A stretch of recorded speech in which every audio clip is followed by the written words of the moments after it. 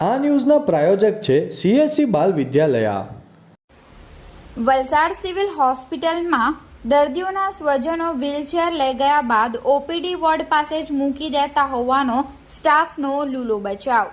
દિવ્યાંગ, વૃદ્ધ તથા અશક્ત દર્દીઓની મુશ્કેલી વધી। વલસાડ સિવિલ હોસ્પિટલમાં વ્હીલચેરના અભાવે દિવ્યાંગ, વૃદ્ધ તથા અશક્ત દર્દીઓની મુશ્કેલી વધી। દર્દીઓના સ્વજનો વ્હીલચેર લઈને ગયા બાદ ઓપીડી વોર્ડ પાસે જ મૂકી દેતા હોવાનો સ્ટાફનો લૂલો બચાવ।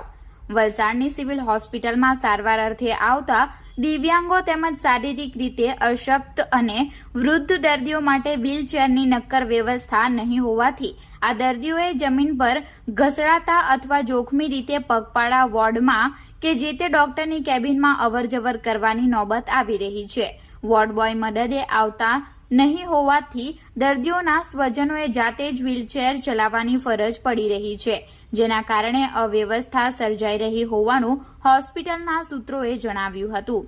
વલસાડના નનકવાડા ગામ ખાતે આવેલી GMERS મેડિકલ કોલેજ આર્થિક રીતે નબળા દર્દીઓ માટે જીવાદોરી સમાન છે। અહીં દરરોજ માત્ર વલસાડ જિલ્લાના જ નહીં, ડાંગ, નવસારી જિલ્લા ઉપરાંત સરહદના મહારાષ્ટ્ર રાજ્યમાંથી મળી અંદાજે 800થી વધુ ઓપીડી સિવિલ હોસ્પિટલમાં થાય છે, જે પૈકી જરૂરિયાતવાળા દર્દીઓને ઇન્ડોર પેશન્ટ તરીકે અલગ અલગ વોર્ડમાં દાખલ કરવામાં આવે છે।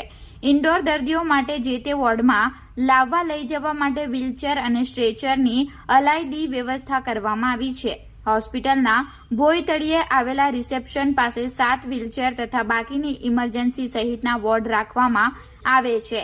જાગૃત નાગરિકોએ હોસ્પિટલમાં વ્હીલચેરના અભાવે દિવ્યાંગ અને વૃદ્ધ દર્દીઓની કફોડી હાલત અંગેના મોકલાવેલા વિડીયોના આધારે તપાસ કરાઈ હતી। આ સમયે કેટલાક વૃદ્ધ દર્દીઓને ચાલવામાં ખૂબ જ તકલીફ પડી રહી હોવા છતાં તેમના સ્વજનો હાથ પકડીને પગપાળા લઈ જતા હતા, જેમાં એક વૃદ્ધ હાથ પગના સહારે વોર્ડમાં જતા તો એક પેરાલિટિક એટેકથી પીડિત દર્દી તેમની પત્ની અને પુત્રની મદદથી પોતાના જોખમે વોર્ડમાં જતા નજરે પડ્યા હતા।